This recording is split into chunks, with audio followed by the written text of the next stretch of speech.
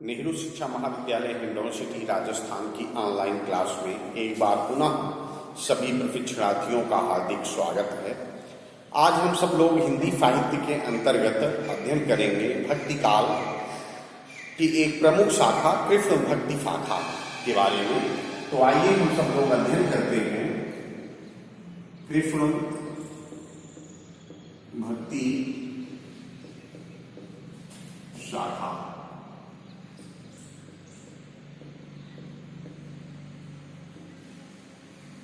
वैसे तो भगवान विष्णु के अवतारों के बारे में ये नहीं कहा जा सकता कि कब से कृष्ण भक्ति धारा का प्रारंभ होता है, लेकिन जो जनजीवन में कृष्ण भक्ति धारा पुष्पित और पल्लवित हुई उसका उद्गम माना जाता है कि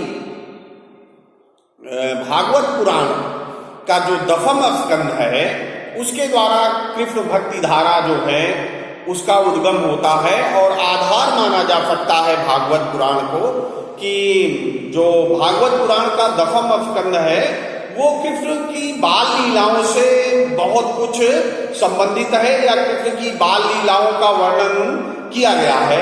तो एक प्रकार से हम कह सकते हैं कि कृष्ण भक्ति धारा जो है या कृष्ण भक्ति शाखा जो है वो भागवत पुराण इसका आधार है। और भागवत पुराण में भी हम कह सकते हैं जो दशम स्कंध है भागवत पुराण का वो एक प्रकार से कृष्ण भक्ति धारा का उद्गम स्थल माना जा सकता है। और इसके अंतर्गत कृष्ण की बाल लीलाओं का जब वो माँ यशोदा से रूठ करके किसी बाल चेष्टा के द्वारा किसी वस्तु को मांगते हैं या किसी गोपी के घर में जाकर के माखन चुरा लेते हैं, किसी गोपी की मटकी को फोड़ देते हैं, गाय चराने जाते हैं और गाय चराने और ग्वाल बालों के साथ खेलते हैं, नटखट हैं, माखन चोर हैं, ग्वाल बाल हैं और बात बात पर रूठ जाते हैं या रीझ जाते हैं, बांसुरी बजाने वाले हैं। तो ऐसे मनमोहक रूप का या मनमोहक स्वरूप का बहुत ही सुंदर चित्रण हुआ है जो कि कृष्ण भक्ति धारा का आधार माना जाता है। और ध्यान देने वाली बात यह है कि ये जो भागवत पुराण है इसमें कृष्ण और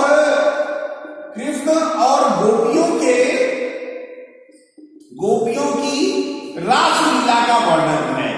रास लीला का वर्णन है, कृष्ण और गोपियों की रास लीला का वर्णन जो है वो हमको भागवत पुराण में मिलता है। और एक बात जो ध्यान देने वाली बात यह है कि भागवत पुराण में कहीं पर भी राधा का उल्लेख नहीं मिलता है, राधा का उल्लेख नहीं मिलता है। और राधा का उल्लेख परवर्ती कवियों में या बाद की रचनाओं में हमें प्राप्त होता है। और ये राधा का जो उल्लेख है वो जयदेव कृत गीत गोविंद जो कि संस्कृत भाषा में है इसमें राधा का उल्लेख मिलता है। और इसके पश्चात बंगाल में चंडीदास और मैथिली में भाषा में विद्यापति के द्वारा राधा का उल्लेख या राधा और कृष्ण की भक्ति धारा का प्रवाह हमें दिखाई देता है। तो एक प्रकार से हम कह सकते हैं भागवत पुराण का जो दशम स्कंध है उसमें राधा कृष्ण की नायिका के रूप में नहीं है, वहां पर कृष्ण के साथ जो रास लीला रचाती हैं वह ब्रज की गोपियां हैं या गोकुल की गोपियां हैं और कृष्ण उनके साथ रास रचाते हैं। गीत गोविंद जो है ये इसके अंतर्गत रास लीला जो है गीत गोविंद में रास लीला जो है वो बसंत ऋतु में होती है या उसका वर्णन मिलता है बसंत ऋतु में। और जबकि भागवत पुराण में रास लीला जो है भागवत पुराण की जो रास लीला है वो शरद ऋतु में होती है। कब होती है? शरद ऋतु में होती है। ये थोड़ा सा अंतर है जिसको यहाँ पर प्रसंग के रूप में हमने ले लिया और हमें ये देखना चाहिए और जानना चाहिए। और कृष्ण भक्ति धारा की जो उपासना है या पद्धति है या भक्ति है, वो हमें भक्ति काल के कवियों में प्रमुखता से देखने को मिलती है। और कृष्ण भक्ति धारा के रूप में यद्यपि कई कवियों का योगदान जो है वो महत्वपूर्ण माना जाता है, लेकिन जो सबसे महत्वपूर्ण माना जाता है वो है आचार्य वल्लभाचार्य द्वारा शुद्धाद्वैत का जो दर्शन है या शुद्धाद्वैत की जो भावना है उसके अंतर्गत कृष्ण के वर्णन का वल्लभाचार्य के द्वारा प्रतिपादित शुद्धाद्वैत जो है, इसके अंतर्गत हमें कृष्ण की उपासना का एक तरह से प्रारंभिक स्वरूप प्राप्त होता है। प्रारंभिक तो हम नहीं कह सकते, लेकिन वल्लभाचार्य के द्वारा जो स्थापित पुष्टि मार्ग था, जो कि शुद्धाद्वैत का ही एक अंग है, के द्वारा कृष्ण भक्ति धारा को नया आयाम मिला। तो हम कह सकते हैं कि जो शुद्धाद्वैत है वल्लभाचार्य जी का, इसमें ये माना जाता है कि कृष्ण जो है, कृष्ण आत्मा के साथ भी है या आत्मा का भाग है, और इसके अलावा कृष्ण वाह्य लीला भी करते हैं। तो एक प्रकार से इसीलिए इन्होंने अपने दर्शन की विचारधारा को शुद्धाद्वैत कहा और इन्होंने पुष्टि मार्ग की स्थापना की। क्या की?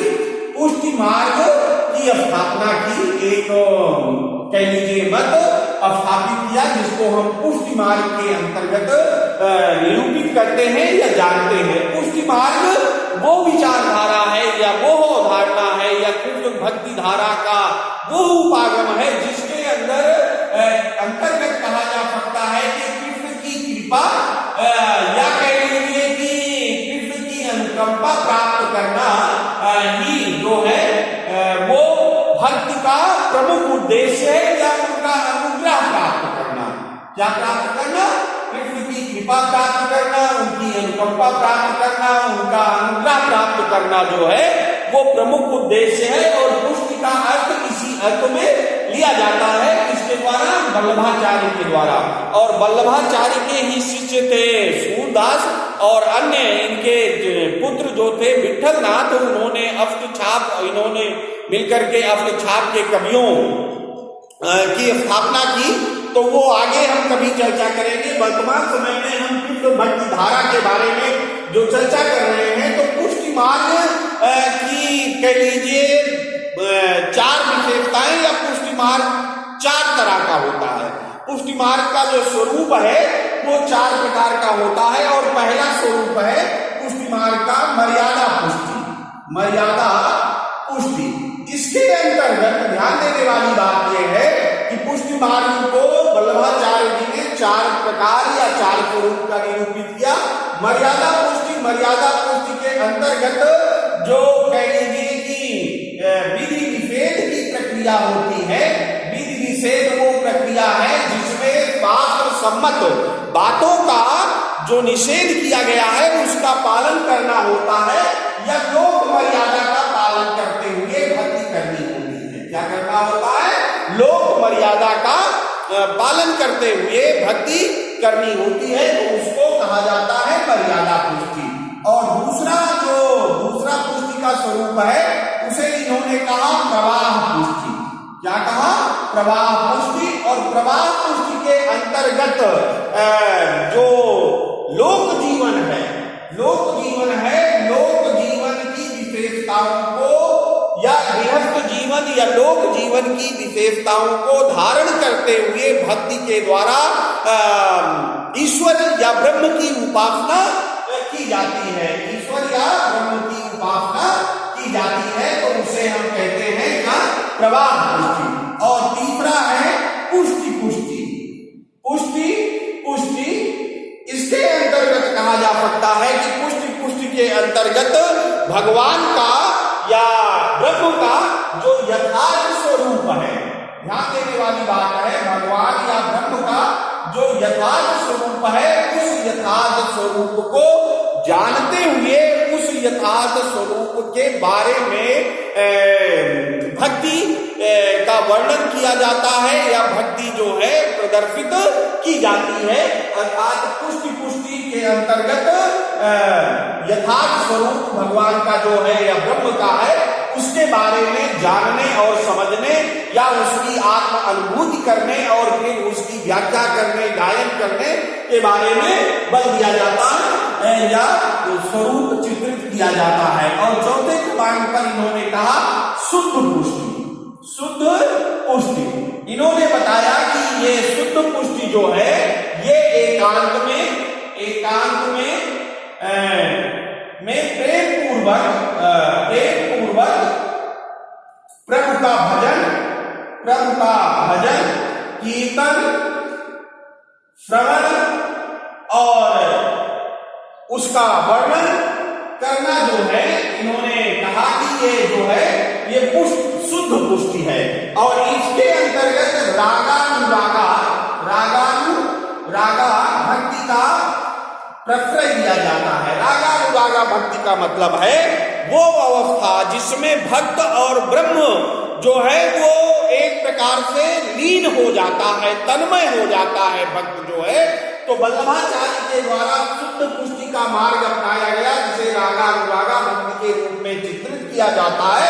और ये भक्ति का वो स्वरूप है जिसमें एकांत में प्रभु की लीला का वर्णन करना, श्रवण करना, उनके बारे में भजन करना और एक प्रकार से उनकी बाल लीलाओं में रम जाना, तन्मय हो जाना, या कह लीजिए आत्म विभोर हो करके उनकी बाल लीलाओं का श्रवण मनन और कीर्तन करना जो है वो शुद्ध पुष्टि कहलाता है। तो वल्लभाचार्य जी द्वारा इस पुष्टि मार्ग के शुद्ध पुष्टि स्वरूप को अपनाया गया।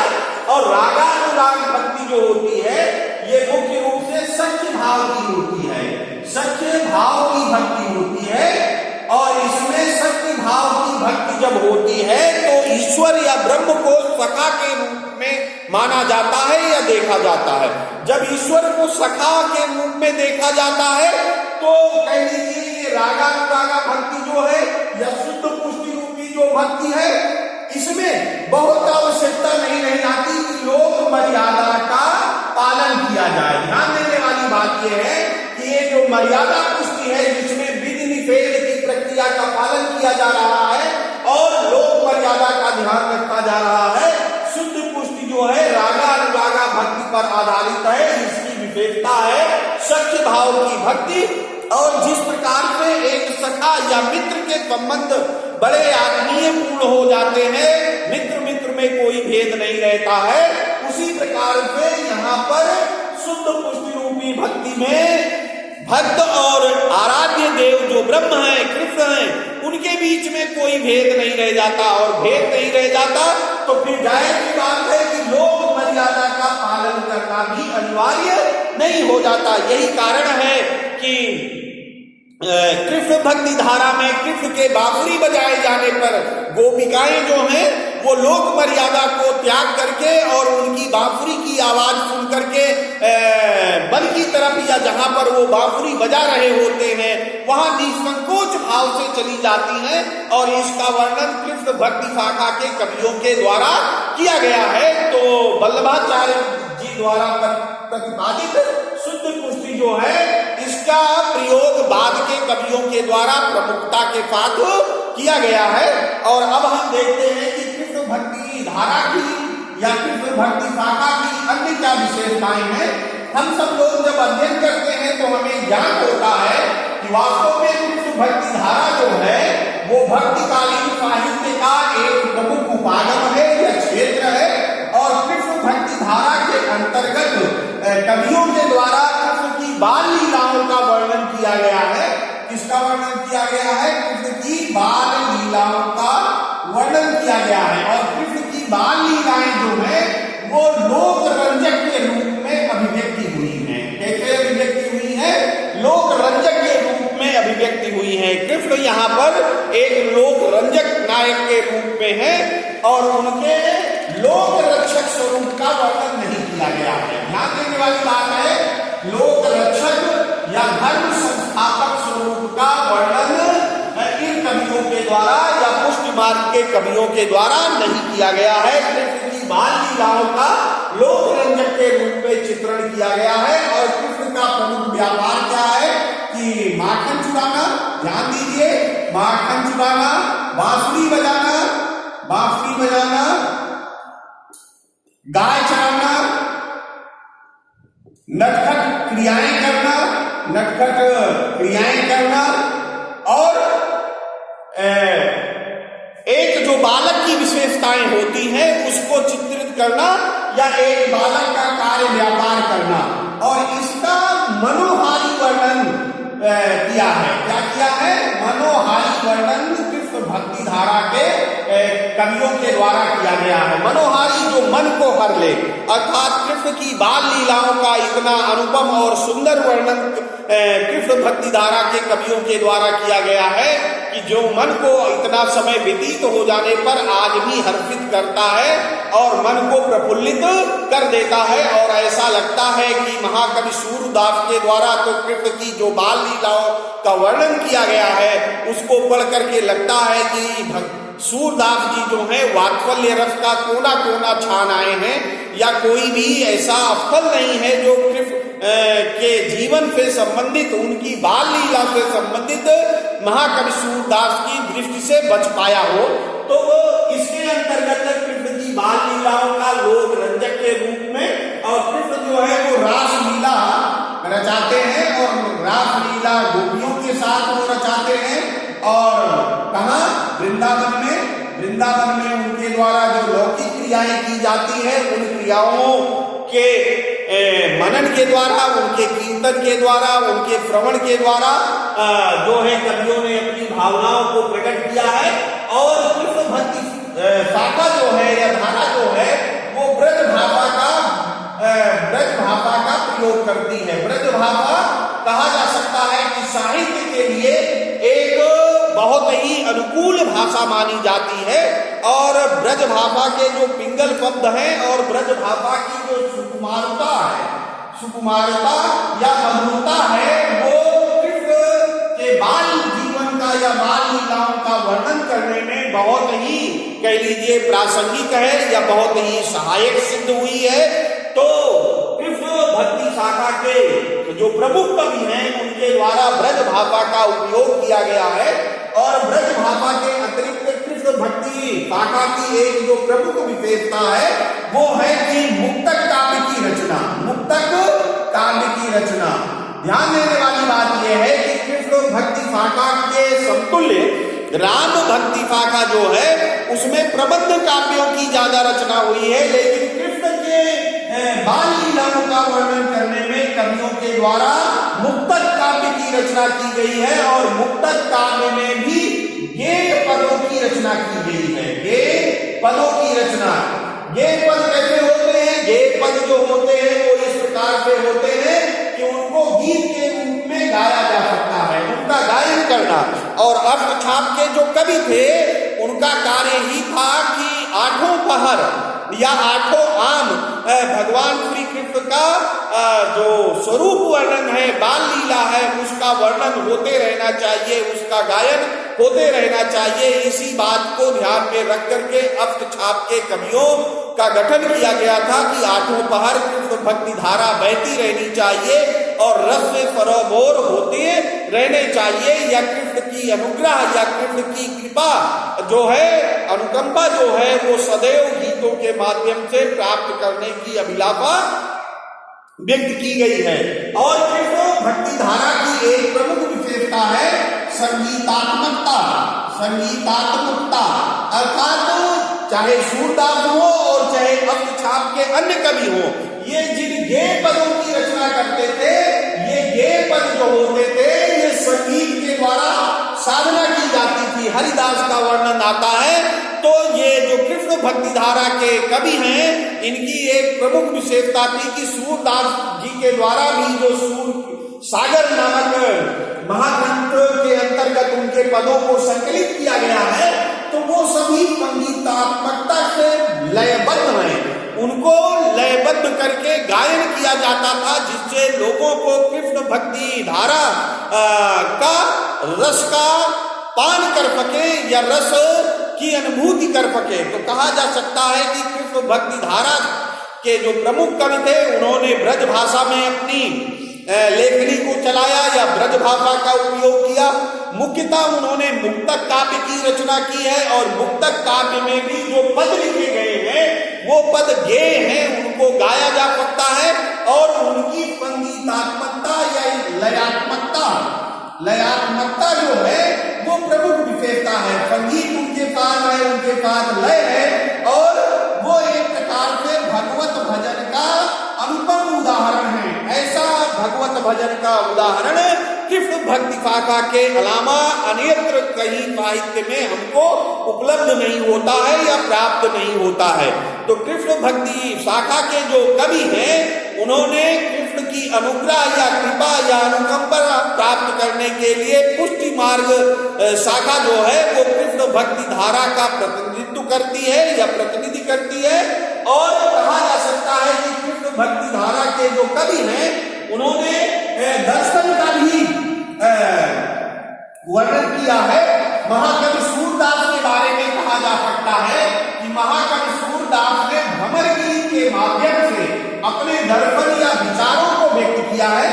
और महाकवि सूरदास का जो भ्रमर गीत है उसके बारे में कहा जा सकता है कि दर्शन का वर्णन है या दर्शन का विवेचन है। और इस दर्शन के विवेचन में इन्होंने क्या किया है कि इन्होंने निर्गुण पंथ को एक प्रकार से मिथ्या ठहराया है या निर्गुण पंथ की अवहेलना की है। तो कहने का मतलब यह है कृष्ण भक्ति शाखा हमारे सामने ऐसे स्वरूप में सामने आती है जिसके अंतर्गत प्रमुख रूप से ये माना जाता है सख्य भाव की भक्ति इनके बीच में पाई जाती है, रागानुरागा व्यक्ति पाई जाती है, जिसके अंतर्गत ईश्वर और भक्त में कोई अंतर नहीं किया जाता। दोनों आत्मीय रूप से एक हो जाते हैं या कह लीजिए भक्त जो है अपने ईश्वर के साथ संबंध स्थापित करने की प्रक्रिया में जब सख्य भाव की भक्ति का प्रदर्शन करता है तो उसके अंतर्गत लोक मर्यादा का उस स्वरूप में ध्यान नहीं रखा जाता है जिस तरह से कि लोक मर्यादा का ध्यान राम भक्ति का विधारा में हमको दिखाई देता है। क्योंकि यहाँ पर कृष्ण भक्ति धारा में जो भक्त और कृष्ण के बीच में संबंध है वो बड़े आत्मीय हैं, बड़े मधुर हैं। और जहां पर आत्मीयता होती है, जहां पर मधुरता होती है, वहां पर फिर लोक मर्यादा की अवहेलना होना या लोक मर्यादा का पालन करना अनिवार्य नहीं रह जाता है। क्योंकि कहते हैं कि दो भक्तों और ईश्वर के बीच में जो बात है उसको या तो भक्त जान सकता है और या तो ईश्वर जान सकता है। कृष्ण और कवियों के बीच की जो बात है उसकी अनुभूति या तो कृष्ण को हो सकती है या तो उन कवि विशेष को हो सकती है। तो इस प्रकार से कृष्ण भक्ति धारा हमारे सामने साहित्य में या हिंदी साहित्य में ऐसे स्वरूप में सामने आती है जिसके अंतर्गत कृष्ण भक्ति धारा के कवियों ने कृष्ण के सामने स्वयं को समर्पित कर दिया है, आत्म अर्पित कर दिया है और उनका अस्तित्व कृष्ण के साथ जुड़ गया है या वो कृष्ण में पदेव तल्लीन रहते हुए पदों की रचना करते हैं। और उनके पद कैसे हैं? गेय पद हैं, संगीतात्मकता है, लयात्मकता है, उनको गायन किया करते थे वो। और इसी के माध्यम से कृष्ण की जो रसधारा है या कृष्ण की भक्ति की रसधारा है वो निरंतर इन कृष्ण भक्ति शाखा के कवियों की लेखनी के माध्यम से प्रवाहित होती रही है और वर्तमान समय में भी प्रवाहित हो रही है। ध्यान देने वाली बात यह है कि कृष्ण भक्ति धारा या शाखा के रीतकालीन जो कवि है उन्होंने कृष्ण और राधा के प्रेम को या नायिका के प्रेम को, कृष्ण के प्रेम को लेकर के एक प्रकार से लोक रंजक अधिक बनाया है या उसमें मांसलता आई है। लेकिन इसके पूर्व के जो भक्तिकालीन कवि हैं उन्होंने एक प्रकार से किसी न किसी स्वरूप में एक मर्यादा का पालन किया है और उनका जो साहित्य है वो एक प्रकार प्रकार से कृष्ण की अनुग्रह प्राप्त करने के लिए, कृष्ण की कृपा प्राप्त करने के लिए, अनुकंपा प्राप्त करने के लिए रचा गया है और रागानुरागा भक्ति का उदाहरण है, जिसके द्वारा कृष्ण की उपासना करने के लिए कृष्ण की बाल लीलाओं का वर्णन, गायन, कीर्तन सदैव चलता रहता है और यही जो है उनका लक्ष्य रहा है, उनका उद्देश्य रहा है और वो कृष्ण की भक्ति में लीन हो जाना चाहते थे और इसी को आधार मानते हुए उन्होंने अपने साहित्य की रचना की है। तो कृष्ण भक्ति शाखा जो है वो हिंदी साहित्य का एक कह लीजिए तो हीरा है और जिसके द्वारा हमें भक्ति काल को, जो हम स्वर्ण युग का काल कहते हैं हिंदी साहित्य का, उसमें कृष्ण भक्ति शाखा का प्रमुख योगदान है। तो इसी प्रकार से आगे भी हम सब लोग अध्ययन करते रहेंगे। धन्यवाद।